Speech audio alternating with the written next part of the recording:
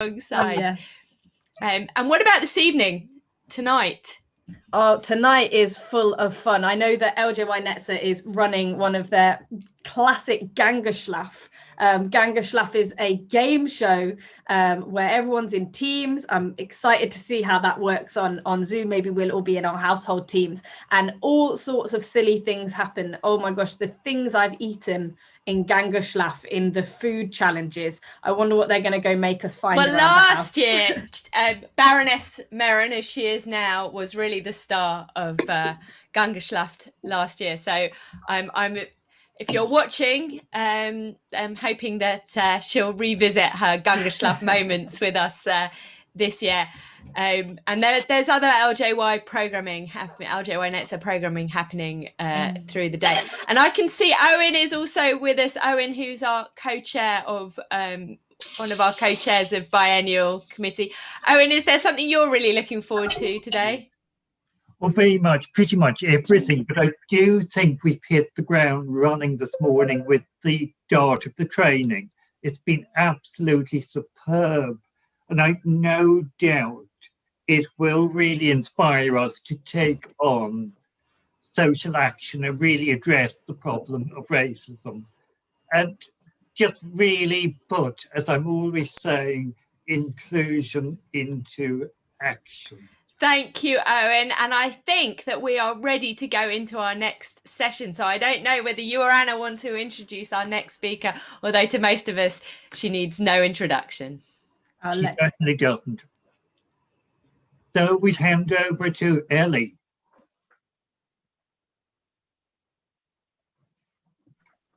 Hi, everyone. Shabbat Shalom. It's lovely to be with you. We're going to be talking today about triangulating Judaism, or thinking in threes. Now, I've been consumed for a long time about binaries. And if you think about it, we actually almost exclusively focus on binary Judaism. We've got sacred, profane. We think about work and rest, male and female. And of course, beyond the Jewish world, you know, good and evil. There's so much that we're thinking that goes on in binaries. And what do binaries do? Binaries force us into oppositional thinking. We split things, we divide things that absolutely have no connection with one another. You're either for us or against us, it's us or them. Binaries are very fruitless, very non-constructive. What do we learn from binaries? We learn fear, we learn distrust, we learn hatred. Okay, so what about the Jewish point of view of that in terms of our foundational narratives? Well, they're full of binaries as well. We have Adam, human beings, split into Adam and Eve, their children, Cain and Abel, not just two children, but Cain kills Abel. Next, we have Isaac and Ishmael split apart, the two sons of Abraham, and even more unbelievable and bewildering, twins in the womb, Jacob and Esau, that are driven so far apart. Jacob, Israel, Esau, Edom, the redness, seen as an absolutely other nation, later on interpreted by the rabbis as Rome. The enemy, the ultimate enemy, Rome and Jerusalem, two oppositional cultures, totally oppositional. So that's a massive, crushing inheritance. And we reflect it every day of our lives. Who meets a baby and doesn't say, is it a boy or a girl? And in fact, doesn't know how to relate to the baby unless they know it's a boy or a girl. And as soon as they hear the information, it's a boy. Oh, look at those strong legs. He could be a footballer one day. And it's go, oh, she's really pretty. You know, we know it. We know the story. But actually, there's another story. And that story is a thinking in threes. And we also find it's interesting, and I'm not going to speculate about why we don't focus as much on this. There are lots of ways we could think, but let's just look at that. Let's just now start looking for the threes in the Torah. Well, first of all, there are two creation narratives. And the second one, which begins at Genesis chapter 2, verse 4, is not this hierarchical, ordered creation with humanity at the pinnacle, that then has domination over the whole of creation. We have vegetation. We have the human being formed out of the dust of the ground, Adam from Adamah. We then have the Adam, the human being, the single human being, put in a garden to look after it, to be a gardener, to be a guardian, to do something that's really about having a relationship with the earth. And then needing companionship. In the first story, male and female, absolute split, totally opposite terms, because reproduction is necessary. But in the second story, we see something completely different. Why? There's an existential dimension. It's not good for the human to be alone. The human needs a companion. And so we get, in that context, the animals, and the human immediately sees the animals and names them. And as soon as the human names the animal, they're no longer suitable companionship material, because to name is to exert power. And then finally, in a deep sleep, the human is divided in two, not a rib. The tsela is the side of the human, and we get two. And what's interesting about the two, Ish and Isha, yes, they are man and woman, but they actually are based on the same root, to be human, Aleph Nun Shin. So there is a shared humanity, and the division is actually for companionship, which leads us all the way down the centuries to Buber's I and Thou. So it's a very different. So we've got that threefold presentation of what it is to be human and have a relationship with the planet, with the creatures, with the earth. But then we've also got the threefold presentation. Let's look at it, the threefold presentation of our people. We have three generations of our people. Abraham and Sarah. We have Isaac and Rebecca, Jacob, Leah, Rachel, Bilhah and Zilpah. Three generations. We then have three sibling leaders of the Exodus. We have three forms of religious leadership later on: priests, prophets, scribes who become rabbis. Most interestingly, we've got three names for our people, and it's interesting that we don't explore this enough. Yisrael, coming from that amazing story of Jacob's nighttime encounter with the unknown man, where he gets a new name. He becomes Yisrael, one who struggles with God. So Israel, for God strugglers, a spiritual dimension to our peoplehood. We've got Ivrim, Hebrews. Jonah, when asked by the sailors, who are you, says, Anochi Ivri, I'm a Hebrew. What does it mean to be a Hebrew? It's the root Ein Beit Resh, to pass over, to cross over. We are forever crossing borders, an existential dimension to Jewish existence. And finally, the most common word, Yehudim, Jews, coming from that biological descent, specifically Jacob and Leah's fourth child, Yehudah. We are the biological descendants. So we've got these three dimensions of being a people: a spiritual dimension, an existential dimension, and a biological dimension. And to think only of one of these, we lose that complex combination. And so an inclusive way of thinking about being Jewish is about somehow holding all of these together. And obviously different people will relate to different aspects of that, but they are there in our inheritance. We've also got, very importantly, three loci of Jewish existence in our foundational narrative. If you think about it, you often say, well, I can hear some speaking in the background. If you could go on mute, that would be great. We've got a foundational narrative which doesn't just take us from Egypt to the land, but Egypt, wilderness land. In fact, the wilderness is the place where we are formed as a people, where we stand at Mount Sinai, where we wander for 40 years and try to find out who we are, this rabble of ex-slaves who eventually are not fit, actually, to cross over and have a new challenge, who find themselves dying in the wilderness. That freedom isn't enough. Freedom from, but what are we going to be free to do? And in the wilderness, that's where we make those discoveries. So those three elements, so important. And then very interestingly for our own lives, we actually find, if we look at the biblical calendar in Emor, which is our parashah for this week, we find the biblical calendar, and actually if we look at it, we have two cycles of three. We have the cycle of three that we're most familiar with, the Shalosh Regalim, the pilgrim festivals of Pesach, Shavuot, and Sukkot. But we've actually got another cycle of three. We've got the cycle of three that comes in the 7th month, where we have the first day of the 7th month, the 10th day of the 7th month, and then the 15th day, Sukkot, concluding with Shmini Atzeret, this 8th day of closure. And what's interesting about that is that we have an intersection of two sets of three, because we've got the pilgrim festivals, as I mentioned, Pesach, Shavuot, Sukkot, and then we've got Sukkot, Shmini Atzeret coming up in this second sort of triad.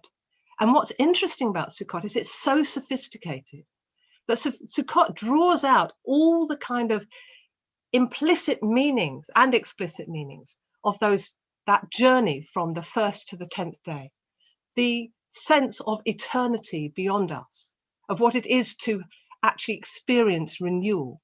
And we do it concretely by building a sukkah that is fragile and is open to the elements, by shaking a lulav, not only in the directions of the compass, but towards heaven and towards earth. So somehow Sukkot, Shmini Atzeret, encapsulates what that period of that 7th month is all about. So without maybe being conscious of it, we are living continually in these cycles of these cycles of 3.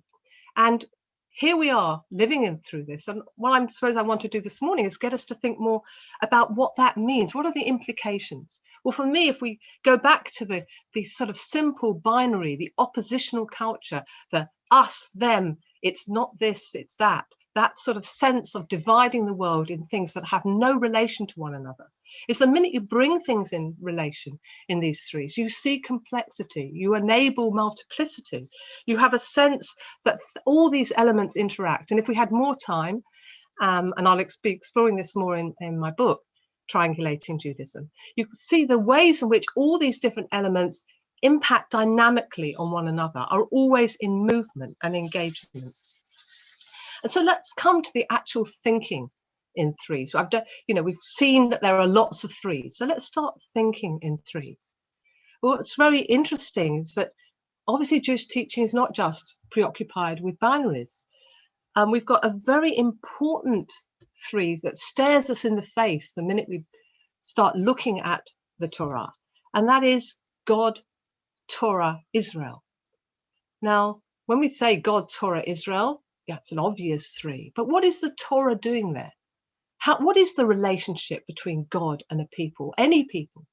A relationship is, how is it created? How we are absolutely clear that God is utterly other, unreachable, ineffable, totally elusive, beyond us. And yet, the God that is totally elusive, beyond us, actually absolutely other than us, we enter into a relationship with that God.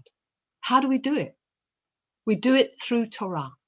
And what does that mean we do it through Torah? Do we just do it by, well, we've got a book and it's got things in it, mainly rules and regulations. And somehow we relate to God by reading those rules and regulations, and we relate to God by having services. It's not just something flat like that. The Torah is neither the word of God, which is the traditional way of thinking about it, nor is it the word of human beings, men, and I use that word advisedly because it was men who wrote it originally over time, which is a text critical way of looking at it. The Torah is a foundational expression of an ongoing conversation between God and the people that encompasses many texts and multiple voices. And those voices include our voices. Every time we study our Jewish texts, we engage and we enlarge that conversation. So we are constantly involved in that incredibly dynamic triad by engaging in Torah.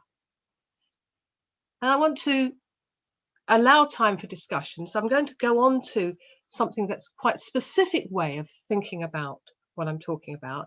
And that's two rabbinic texts, both in Pirkei Avot. Pirkei Avot are the chapters of the sages, the sort of wisdom book that's appended to the Mishnah, which was redacted around the year 200, the first rabbinic code of law.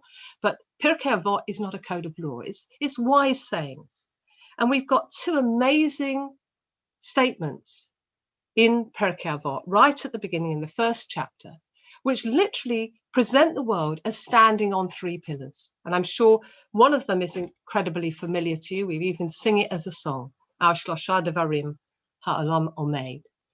Simeon the Righteous was one of the last survivors of the Great Assembly. He used to say the world stands on three things: al ha-Torah, on Torah, va'al ha'avodah, and on divine worship, va'al gimilut chasadim, and on loving deeds. And that's at the second paragraph of that first chapter of Pirkei Avot.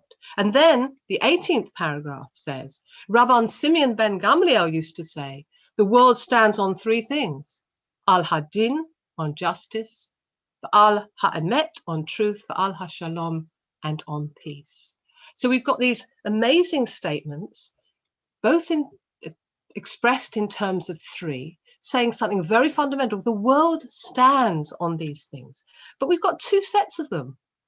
And when we think of two sets of three, well, a three we could think of as a triangle. Let's think of them as an equilateral triangle. And what happens when we put two equilateral triangles together? What do we get when we put two equilateral triangles together? We get a Magen David. But what's interesting about these two dimensions, it's not that we just have two sets of three and they make six. If we look at them more closely, and let's go back to that first one, the world stands on Torah, on Avodah, divine worship, and on Gimilut Chasadim, on loving deeds. In a way, that encapsulates Jewish life in its particular sense, our engagement as Jews with the Torah, our sense that the way in which we respond is by acknowledging God and engaging in divine worship in temple times with sacrifice after the temple was destroyed through prayer. And then Gimilut Chasadim, our loving acts, the way in which we relate and treat one another and are guided in our lives, our communal lives, to be Jews in a community. So we've got those three elements. But then let's look at the second passage again. The world stands on three things: al-hadin, on justice, emet, truth, and on shalom, peace. Now these elements, although they're fundamental to a Jewish way of life, that's encapsulating everything that's important, are actually not restricted. They have a universal sense to them. System of justice, the importance of truth, the importance of peace. These are universal elements. So when we're looking at these two triangles, we're actually seeing an intersection in our Magen David of the particular concerns of Jewish life and also of the universal concerns. And that's another split that I really always irritates me, is when, people say, well, either, being Jewish is about doing everything Jewish in the community and just being engaged with the community, or being Jewish is going out in the world and doing social justice. We know as liberal Jews in particular, but all Jews know this, that it's an intersection. We only have to look at the structure of our liturgy. When we get to the call to prayer, the Baruch Hu, we actually confront the theology of Judaism. We're praying, but actually we've been given a lesson in theology. And that lesson begins with God as the creator. And it then presents to us God as the one who revealed the divine presence to the people and created this covenant relationship, which is mediated by love. And then we have the blessing after the Shema, which is about liberation. So we already have within our core texts and that we express of our theology in the service, we have this intersection of the universal, God as creator, and as that very particular sense of our covenant with God that we trace back, that we see in our foundational Sinai narrative. It's all there. So I'd like us to now to think about this, and this is where I'd like to engage you. Do these teachings, these particular teachings I've outlined here that we find in Pirkei Avot, do they encompass our understanding of the essential dimensions of Jewish life as liberal Jews? Do they encompass it? And are they encompassing enough to express our commitment to expanding the tent of Jewish life? And before we talk about it, I'd like to give you a little exercise to do. Now, if we were in Orthodox context, I couldn't give you this exercise to do. And then some of you may feel that you don't want to do this, and it's quite fine. I'm only going to give you a few minutes, 5 minutes to do it. But I'd like you as individuals to actually get a piece of paper and a pencil. Pencils are always good. I love pencils, with rubbers preferably, because you can rub things out. I love the fact that in our high-tech culture, pencils are still really important and essential. And I want you to think about, what are the three most important aspects of the Jewish story, of Jewish teachings for your Jewish life? And what are the three most important aspects of liberal Judaism for your Jewish life? So it's the three most important aspects of the Jewish story, of Jewish teachings in general for your Jewish life, and the three most important aspects of liberal Judaism for your Jewish life. And I want you to discreetly do those as two triangles. And of course, you've got choices as you do your triangles, between what's pointing up and what's pointing down, and whether that's significant, where you place your elements on the triangle. And once you've created them and put them together as a Magen David, what are the six elements? Where are the six elements located? And what, if anything, would you put in the center of your Magen David? What is the core? Because after all, I've talked about threes, but of course, the other number we could be talking about is 7, one of my favorite numbers. And of course, 2 3s plus 1 equals 7. And what would you put it? What would be your 7th element? What would you put at the heart of your Magen David? And then, if you want to take it a little bit further, think of the 6 points of the Magen David as tent pegs. Imagine putting up a tent, each of the points as a tent peg, and ask yourself, who are you including in your Magen David tent? So I've given you quite a few things to do, but obviously interpret it exactly as you like. I think you've got the idea. We're looking at 2 triangles, one of them of the kind of essential Jewish and general elements, one the essential liberal, and this is for you. This is not an objective exercise, it's a subjective exercise for you, putting them together, where you'd locate them, what you might put in the center, and then thinking, translating that Magen David into a tent with its tent pegs and who you're going to include. So I know that we're online and everything, and pausing is always a problem. Anybody who doesn't want to do this exercise can ask me a question, that's fine. But I would love it if people would do this exercise. I've done it myself a few times. It always changes, of course. And if you do it, please put a date on it and put it away, and then look at it again in a year's time, or maybe at the next biennial, and see if the things you put down would be different in the future, because of course we're always changing. So we're going to do that now for 5 minutes, and anybody who wants to ask me a question doesn't want to do that, that's absolutely fine.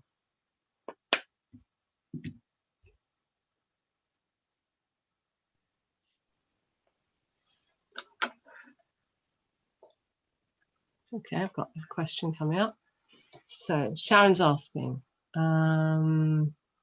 where's that? You said that the Torah is the intermediary in the relationship between God and Jews. I thought direct prayer did that job. Can you comment, please? I'll be doing the exercise. It's a fascinating idea. Yeah, what I'm saying, it's not so much the Torah as an intermediary. It's that the Torah is the conversation. And yes, prayer is another conversation, but Torah is in a sense, the foundational conversation. And it's interesting that we can put different emphases in our life. And one of the emphases that I might put is when you think of, that's another thing we could talk about, what's a synagogue? It's a Beit Midrash, it's a Beit Tefillah, it's a Beit Knesset, it's a house of study, it's a house of prayer, it's a house of meeting. People put the emphasis in different ways. So probably in my life, connecting all the things that on my journey, I'd probably put the Torah as the conversation, the engagement with Torah as the conversation between the people and God. But other people might put the emphasis on prayer as that element in that conversation. But both are true. It's not that it's one or the other. It's about emphasis and where we locate ourselves.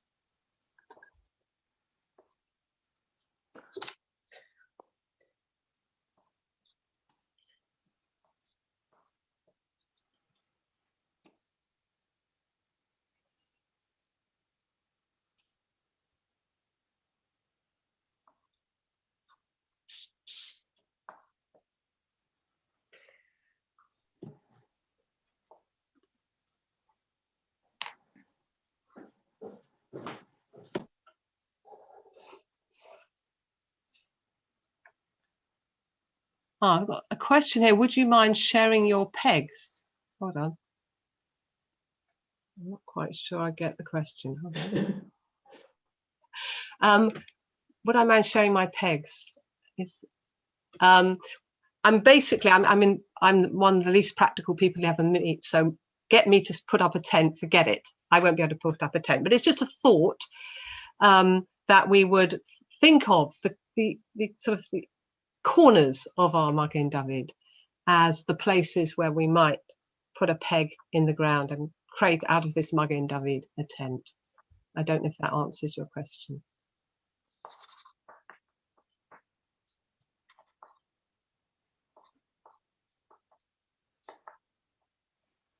So we got Victoria asking, what are your corners? Well, everybody's corners are going to be different, aren't they? That's the thing. We're doing this exercise, and hopefully people will share. So got a couple more minutes, and then I'll ask people to share if they'd like to.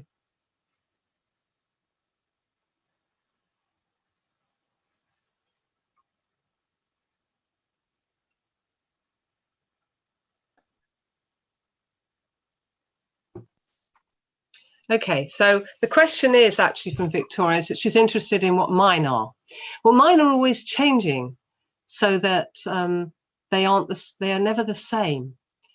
But I suppose, no, I don't want to say what mine are yet. I might say what mine are at the end. I think that would be too leading, as I'm in the kind of privileged position of being the person leading this session. So I'm going to hold off on that. I'm more interested in hearing what other people have to say.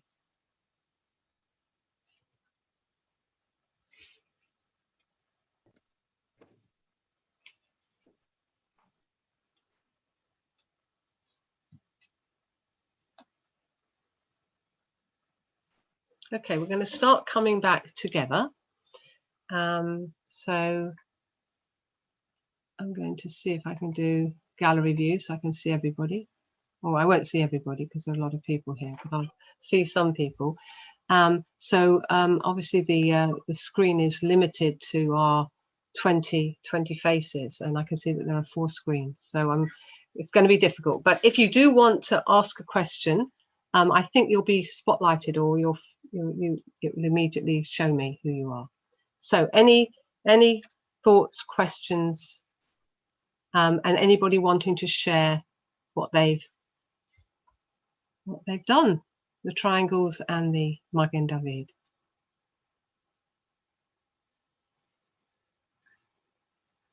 I'm going to flick between screens. It's very difficult. I think, Kathy wants to say something. Can you unmute yourself, Kathy?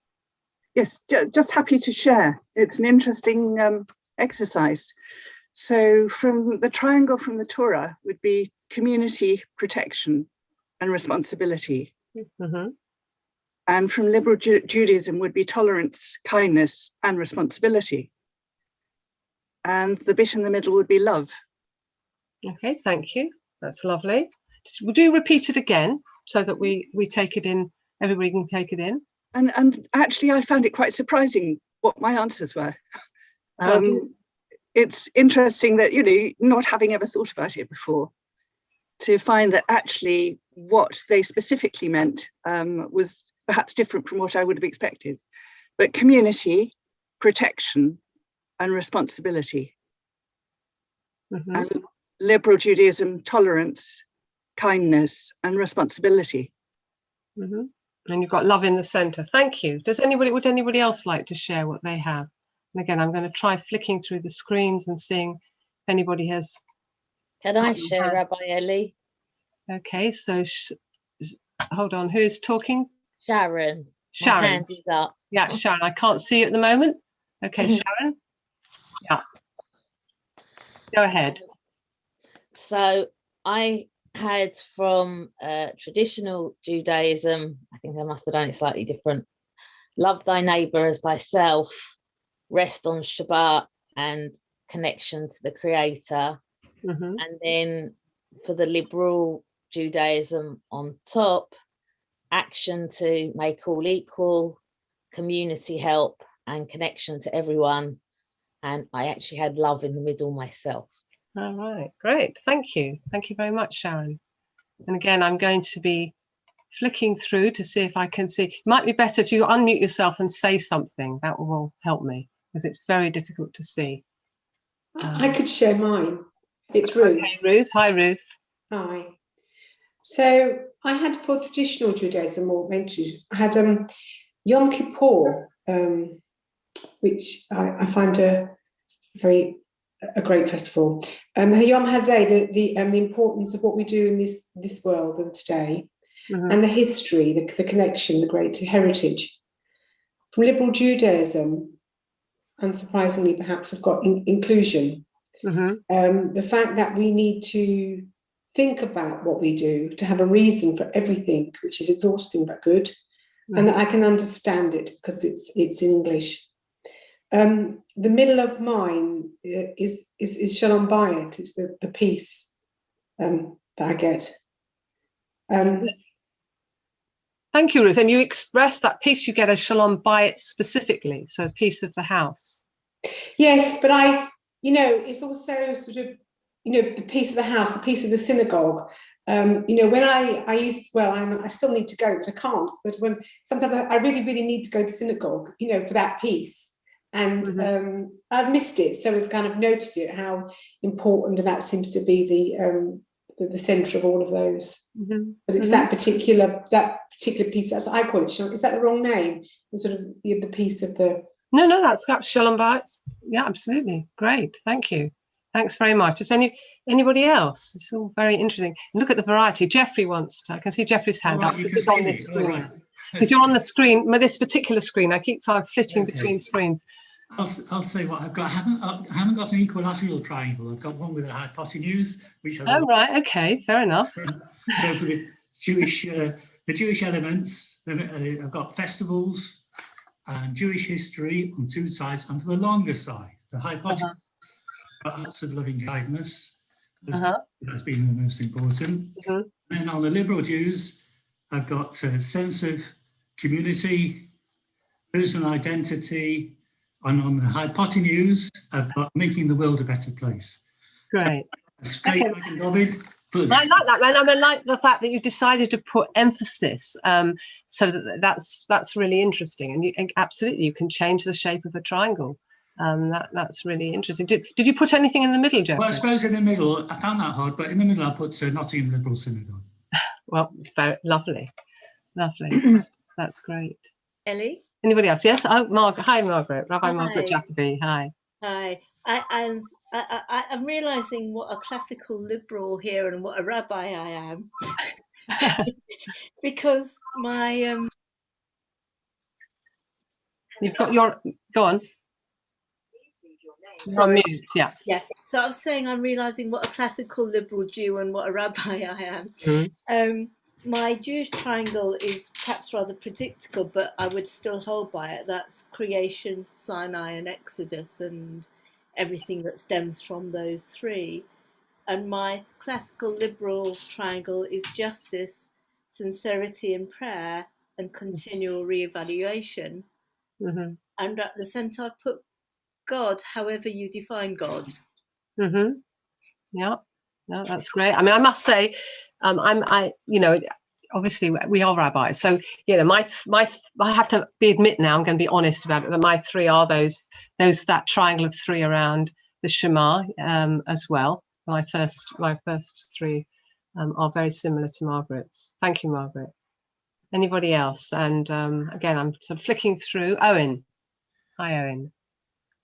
Good morning. Good morning. My three, I'm going to be a little bit awkward. Okay. And explain. I've got the same in both triangles. I've got literally life, light, action in Jewish, and in liberal Jewish, life, light, action, and in the middle, Torah. Right, sorry. So you've got the same things for both triangles? That's it, yes. So that's interesting. Okay, do you want to say why? That was just my natural response, spontaneous response. I wasn't able to differentiate immediately. I may do later, but for now, that's how I feel. No, that's great. Thank you. And of course, in a way, you know, Torah gives you both those dimensions, the universal, the particular, the way in which you engage in your own life as a liberal Jew and your sense of being a Jew. So that, great, makes a lot of sense. Again, I'm sort of looking for anybody by flicking through. Might be a good idea to unmute and say something, because as I say, there are lots of... I'll take that up as an invitation. It's Gillian here. Hold on. So I've got now 2 people talking. So the first person I heard was Gillian. Where's Gillian? Okay, I'm here. Okay. So I think I was Gillian, then I think there was Myrna, and then there was Sarah. Okay, so, and I've got 3. So Gillian first. Okay, well, I had to say, I'm so glad Owen said that he put the same things, because I didn't put completely the same things, but I found that what was important to me about my Judaism is also important about my liberal Judaism. So I'm glad Owen led the way in thinking that way. So my most important for Jewish teachings is Tikkun Olam, and the sense of community, which lots of people expressed in different ways. Sorry, that I've got that on the wrong one. Tikkun Olam and prayer and caring for people is my Jewish teachings. My liberal Jewish most important aspects are Tikkun Olam and community, and putting high-minded aspirations into practice. I would say I've learned a lot about liberal Judaism leading from the center in things like gay marriage and being outspoken about injustice. I've over the years I've been incredibly impressed about how you actually tackle issues in the world by being there. And my centre said to Tikkun Olam, which so you a double emphasis on Tikkun Olam there. Not a triple, really. We're talking in 3s here. You had it on both triangles. That's right, 3s. So Tikkun Olam times 3. Fantastic. But I'm glad you asked us to do it individually first, because hearing everybody else's made me think, oh yes, that's important. Oh yes, that's important. It's very important. Thank you for mentioning that, actually, Gillian, because for me, we have to begin with the individual. You know, we come into this world and we have to find a way of negotiating ourselves in relation to others from the beginning, from being babies. I mean, that's a very hard struggle. And we know I have to begin with myself, but not end with myself, you know. And so thank you for saying that. It's really, really important. I think the next person was Myrna. So I've got Myrna, Sarah and Phyllis. Mine were, the traditional ones were history, identity and mitzvot, putting things into practice. And the liberal Judaism ones were community, introspection and Tikkun Olam. And the one in the center was Torah. Torah, thank you. So you've got 2 Torahs in the center. Thank you very much, Myrna. That's great. And Sarah was the next person. Hi. My traditional Judaism ones are learning, justice and structure, that sort of feeling of regularity and I'm going into the thing now. Is that right? Self-discipline. And the liberal Judaism ones, the one right at the top that so many have mentioned is Tikkun Olam. And then either side, we've got inclusivity, and then I cheated and put and individual, because you're right, that's a part of that is very much, I feel very much more recognized by liberal congregations. And joy on the other side. There's often a joyous feeling that I didn't feel in my United Synagogue upbringing. And then in the middle is spiritual, which, you know, you can find in all places, but yeah. Oh, thank you, Sarah, that's great. And Phyllis also had a hand up. So my Judaism side triangle has in tradition, history, structure, and Torah, in particularly 10 Commandments and everything else by which we live. On my liberal side, I've got inclusivity, tolerance, and spirituality. In fact, I really want 4 because I want community as well. And in the middle, I've got God and love. But the really interesting thing I realized when I was doing this is that my appreciation of the, tradition, we've got an interesting picture. My appreciation of Judaism grew immensely when we found liberal Judaism. Having grown up in an Orthodox background, I really didn't have that appreciation that I've got now. Thank you very much. Any more people would like to share? We're getting, I mean, they're interesting things where they're similar things, but they're also interesting differences, and certainly differences in approach and emphasis. Anybody else like to share what they have? And again, I'm looking, but it might help if you say. Hello, Rabbi Elli, this is Shannon. Hi, Shannon. Hi. I don't want to put my camera on because I'm still in my pajamas. That's all right. Lots of people have got their cameras off. They're all in their pajamas as well. Don't worry about it. Yeah. So I couldn't put my 6 points into just one word. So let me just go over what I said, which is so the 3. I literally did stories at first. So the overarching Jewish stories, like the burning bush story, where Jacob is struggling with God essentially, and that sort of renewal of spirit is very important as to why I engage with Judaism. The story of the Exodus, but also the exiles, very important to my life, because we've had to travel here, there, and everywhere throughout our life. And then Shabbat, of course, is super important to our lives. And then the 3 most important liberal Judaism points, the mixed faith marriage blessings. So inclusivity, that's welcomed me into Judaism, social justice, and let me see, going down, oops, can't see. And then like the center was like my relationship with God and this directive to choose life. So I couldn't choose which one. The directive to choose life is very important to me, and something I have to remember over and over again, something to do. I mean, it's really important that we don't, I'm not trying to be prescriptive here. And you might say, we don't want to make it like a rigid thing. So it's fine for you to be bursting out of these 2 sets of 3s. And what's important, you've mentioned stories, because stories are terribly important. And that's another aspect of what would motivate me, would be in terms of stories. And I think the burning bush and Jacob would certainly be 2 of them. But there are so many amazing stories when we explore them.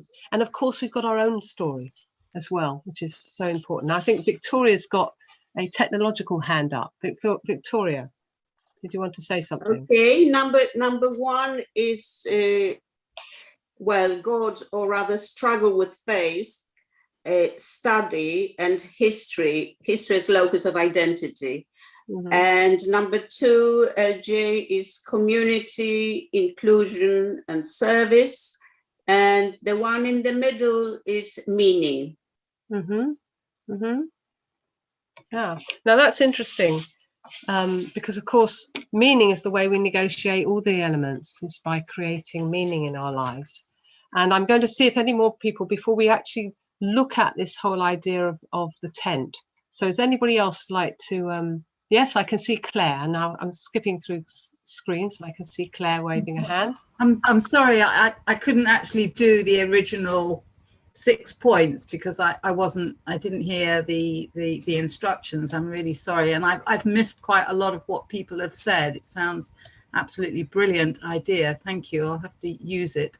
I just wondered whether anybody has mentioned family, as I hear quite a lot of people moving over from United Synagogue or Orthodoxy to liberal Judaism, and I wonder if anybody has mentioned family connection in the Well, they haven't yet, but you have. So the exercise is the exercise of two triangles, one with the three most essential, generally Jewish.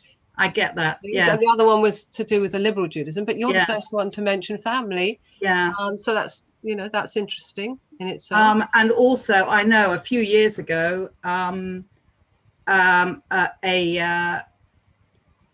don't know where it probably would have gone in the center, actually, would be some kind of a sort of politicized Judaism in the context of Israel and Palestine, because that was so important. Mm-hmm. And that's another interesting thing, that you're the first person to mention Israel, the place, and that's also an interesting one.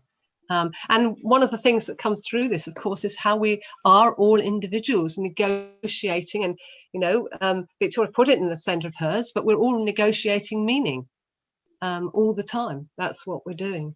Is anybody else? And I'm trying to not lose people. Oh, Nick, I see your hand is up. Hello, Nick. Hi. Yeah, so actually following on from Claire and linking in a bit to Owen, the way I did it was I've actually put on opposite sides of the Magen David, sort of like complementary things. So for Judaism, I've put down questioning, and then liberal Judaism, I've put down ability to disagree with orthodoxy. For Judaism, I've got history and provenance, and then liberal Judaism is sort of relevance today, sort of the modern dynamic bit. And then I've actually put down family as well. So for Judaism, I actually put, if you like, traditional family, and then for liberal Judaism is the liberal Judaism family. So, you know, I've got them opposite. And I didn't know what to put in the middle. I'm still thinking about that. So I must admit, when I first started doing this, or when you first explained it, I thought I went into work mode. I said, you know, this is the sort of thing you do at work. And I thought, oh, you know, one of these things, I'd better do something just to play along. And actually, as I did it, I thought, well, this is quite interesting. So thank you for that. Thank you. And that's just about engaging ourselves in something that's meaningful and connecting. And that's also very fundamental to me about what it is to teach, because to teach is to learn and to engage, and should not be in any way just one way. That what we do is we're engaging together and we're learning and we're contributing our wisdom to the wisdom that's gone before, as Rami Shapiro puts it in his wonderful poem. I'm just looking to see if anybody has got a hand up. If you haven't, I can hear some background. Noise, but I can't see a hand up at the moment. Okay, looks like there isn't. So I'm wondering if we could think a bit, because we've had some wonderful contributions, and even if you didn't speak, please don't think, oh, well, the session's over, I'll just forget that and throw it away. I mean, I'm a terrible hoarder, so, but I'm not suggesting you hoard it. I'm just suggesting that it would be really useful for you to return to this as a way of marking your own journey and your own thinking. And it's something I do on a regular basis. In fact, I've always started my Exploring Judaism courses when we're looking at what is Judaism with this kind of exercise. And I said, keep it and look at it in a year's time and see where you are on your journey. So I'm just suggesting you do that. It'd be a way of remembering this wonderful conference, is just date it and return to it. But I'm interested in this whole idea of the tent of the pegs, imagining now that this Magen David, and we had that wonderful example of the, you know, extended, it doesn't have to be two equilateral triangles, but just imagine that we were now transforming this Magen David into something with the 6 points. We had pegs and they were pegging and creating a tent. And I'm just thinking about who we are really including, because obviously there are lots and lots of dimensions to our inheritance and to our current engagement as liberal Jews. But as we think about all these elements, how are we enabling? Because for me, the fundamental question to ask is, do I as an individual feel that I am at home and can be included here? And what do I have to do what has to happen to do that? What has to take place?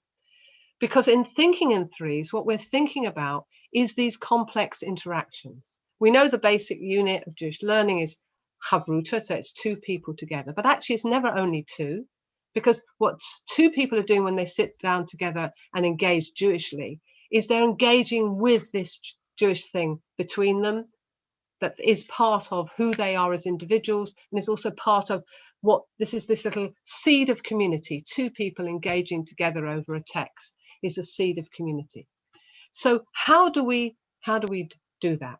How do we take all these elements and actually create something complex? Because at the basic thought is the two creates opposition, it creates division. The minute you start going from 2 to 3, you create something that's more complex, that allows for multiplicity, all the different ways you can interact, and obviously you build up from there. And the further you go along that, the more elements you include. I'm sure one of my reasons I'm so obsessed with threes is because I'm the middle child of 3, but I'm not going to bore you with that experience. Some of us will have been in that position, but I'm just really interested about the who now, because we've considered the elements that we would have. How do we actually create this tent that allows for multiple voices, for multiplicity? Because inclusion for me is not about, well, we join something and we find a way of fitting in. Inclusion is, how do we bring all the diverse thing of who we are in all our amazing, glorious complexity as individuals? How do we bring that in without leaving anything out? How do we do that and find a way of being together and allowing our voices to speak? Any thoughts? And I'm going to go again onto gallery view so I can see people.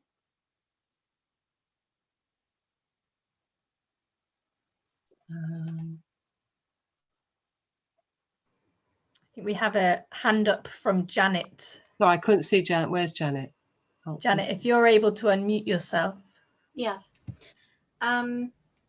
Yes, I was listening very interestingly to the two triangles, and one of the things that I didn't hear, and which I think is linked to what you're talking about possibly now, Rabbi Elli, is the world Jewish family.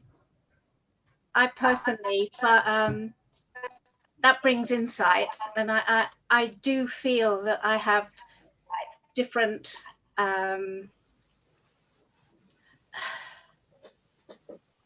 the word's not personality, sorry, I'm having a senior moment at the moment, but it's I belong to different communities, and one of them is the world Jewish family. When you travel, when you live abroad, as I have done, you know, you've got a family locally, i.e. your Jewish family, which you go out and seek, or I have gone out and sought and shared Pesach in different communities, gone to local shores.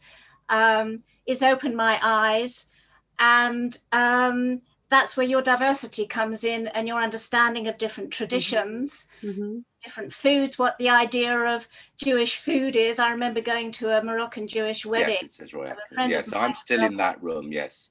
Many years ago, and with a non-Jewish friend in a rabbi's house on a Shabbat, and I was asked by my non-Jewish friend, what is this food? And so I asked the rabbi, because it was different from a Shabbat morning lunch for me, and he sort of looked at me in surprise and says, don't you know, don't you have this at home? And I said, no, we don't. And that opened my eyes in my early 20s, and since then I've taken much more interest, and it's added fascinating and very warm feelings as one goes around the world and then brings it into your own home, into your own experience.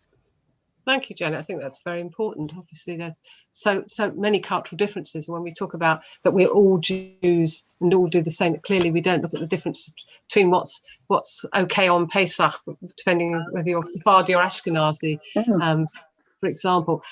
Lovely thought. Any other thoughts? I'm going to go back to gallery view, try and see if anybody else has got something they'd like to say. And if you missed out on saying something about your Magen David earlier and you'd like to say it now, that's also fine. Would you like to? Oh yes, I can now see Mike.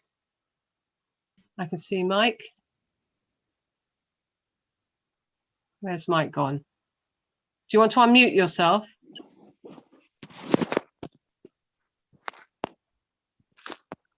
think, Mike, you had your hand up. No, you're still muted.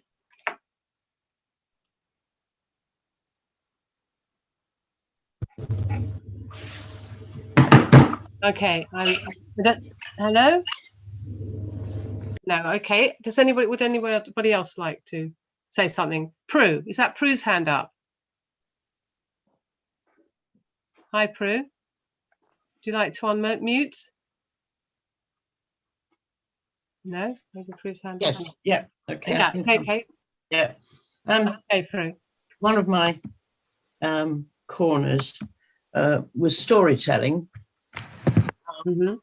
And I think when you're talking about two people discussing, storytelling mediates or allows the opportunity to mediate in a safe place. And I think that can be really, really important.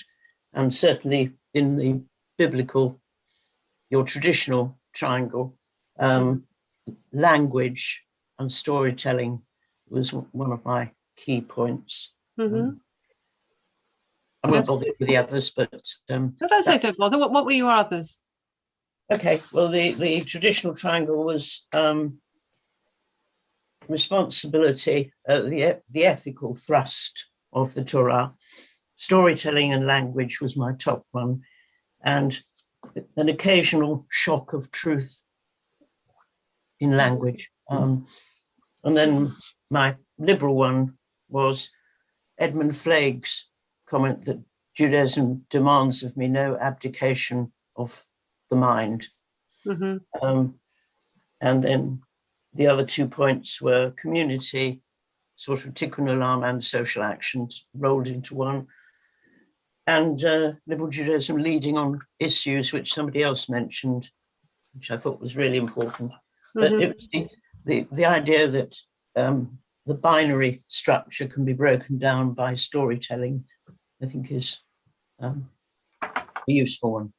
Thank you. And I think actually, Prue, I mean, thank you so much for coming in at that point, because I think that's a wonderful way to end.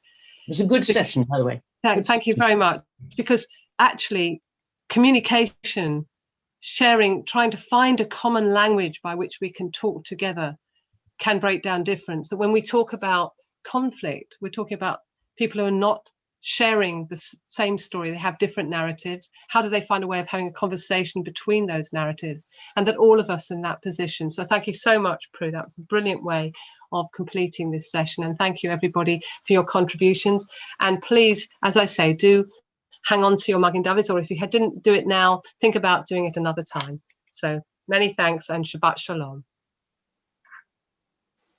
Thank you so very much. Thank you very much. That was fantastic.